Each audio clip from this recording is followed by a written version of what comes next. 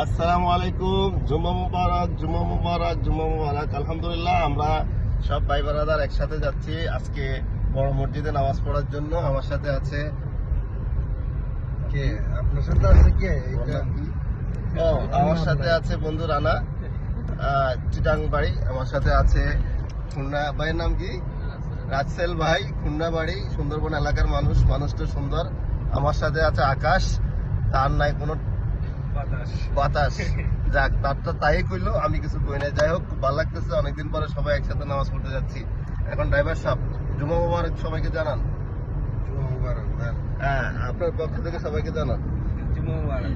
এই যে ভাই, হ্যাঁ, যাই হোক, সবাই সবার জন্য দোয়া করবেন। জুমার দিন খুব দোয়া কবুল করার দিন। কি কারণে?